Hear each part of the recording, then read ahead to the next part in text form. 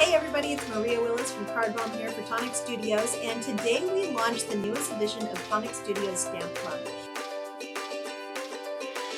This month's release is called Patterns and Prints, and it's a really fun mixed media style set. I want to show you some of the different ways that I've found to use it, so let's head over to my desk and have a little fun. Okay, so you can see that this stamp set is going to be great for adding both subtle and bold patterns to your card making and stamping projects. And these dies have these fantastic word dies as well as some dies for adding focal points and creating texture.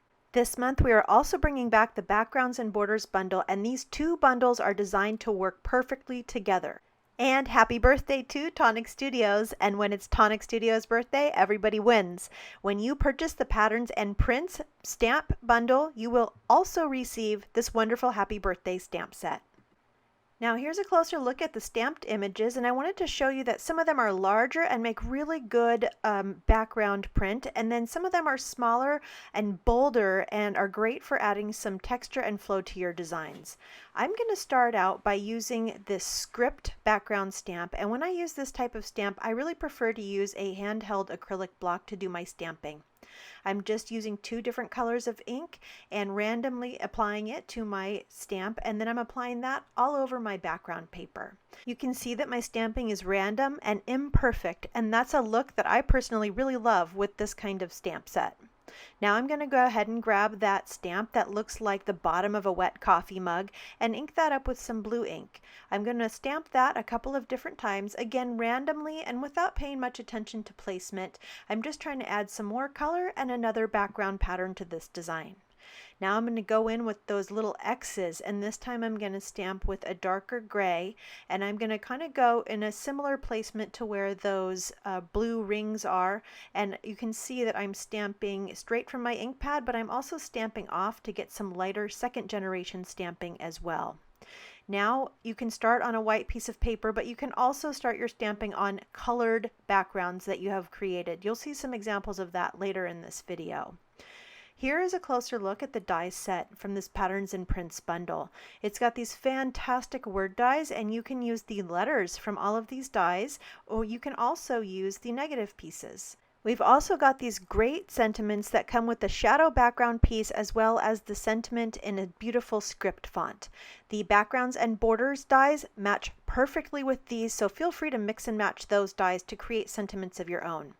Now you can use the negative and positive pieces as I mentioned before, and you can say things like, hello, you're wonderful, you're an amazing friend, you're the best. Hey, wonderful, amazing friend. You can also make up your own words and create customized sentiments that are perfect for the people you're sending cards out to. You can also get a little bit silly and make some pretty fun ones as well. After you've done that, you can combine them and make some pretty funny stuff. You're on fire. Hey, hot stuff. Fish taco, anyone? Hey, queen. It's really up to you. So here's an example of one of the cards where I made a custom sentiment. You're hot. Now, when it comes to these smaller word dies, you can use them alone or together. So let me show you some examples. On this card, I used both the shadow and the detail piece for those word dies. And on this card, I used friend all by itself without the shadow piece, and it still looks amazing. So I love when you can use dies in multiple ways to get a different look on your cards. Now, I had mentioned before that you can also use those negative pieces to get a very cool look on your card. Now to get the word you, just slide the you or die all the way to the right side and do a partial cut to create a custom word. Now let's go back to the dies and take a closer look at the Crosshatch and Honeycomb dies. Now these are both great for creating focal points on your cards, texture on your backgrounds. You can also use them as stencils, and the square and hexagon pieces that fall out are fantastic for making shaker cards and embellishments. Now this honeycomb die is really great because you can cut it out for a focal point of a card, but you can also cut it out separately, and then if you cut around it, you can actually make a frame that you can use to layer or just use it on your own.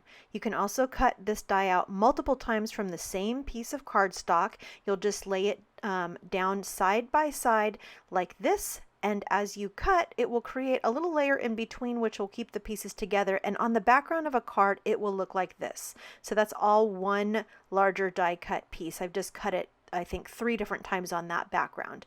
And then you could also use extra pieces to layer more honeycomb on if you wanted. This crosshatch background I love using as a focal point, and so I just used some foam tape and attached my words to that crosshatch piece, and it was really perfect for just sticking right in the center of my card, but you could also cut it up and add it as texture to your background. Now, as I mentioned before, all of these can be used as stencils. So if you save the negative piece of your die cut, you can just use those as a stencil and add these stenciled bits to the backgrounds of your card.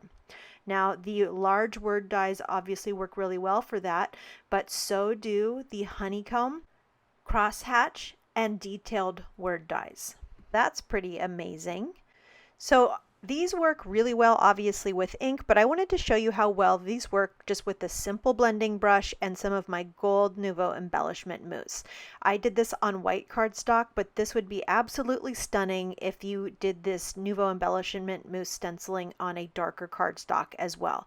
So look at how shiny that finish is. It's really beautiful. I'm going to go ahead and do the exact same thing over that honeycomb die, but this time I'm just lightly burnishing it for more of a gold patina finish. I'm going to do this one more time, but this time I'm going to use glacier paste on that crosshatch stencil, and I just want you to see how easy it is to add some color and some glitz to both the die piece as well as the background all in one go. So that is super sparkly, and you can see the color through the glacier paste, and then now my crosshatch die cut has also been colored and sparkled as well. So now for our last die cut stencil, let's bust out the sparkle spray in the color Morning Fog and give that a quick spritz.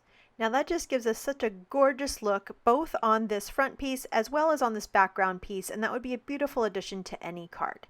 Now I'm going to go ahead and finish off that background that we made at the beginning of this video, and I used the Hello You die cuts. The U is from the word your. Remember, you just pick and choose the letters that you want to use, and I'm going to attach all of those letters down with some foam adhesive. Now that that's all down, that card is done, and you can see how easy it was to make a beautiful and visually textured card using the Stampin' Die bundle. Now I'm going to show you some more cards that I've made using the Patterns and Prints bundle, and I want you to notice the different ways in which I've used the dies, the different ways in which I've created the backgrounds, and the sky is truly the limit with this bundle, especially when combined with the newly released Backgrounds and Borders bundle. Now today's video is part of a blog hop and giveaway, so head on over to my blog at www.cardbomb.com to join the blog hop and enter yourself in a giveaway to win this bundle as well as a gift card to Tonic Studios for £50 or $50 depending on what market you're in. This bundle is available now exclusively from Tonic Studios. Click the links in the description box below for more information. Thank you.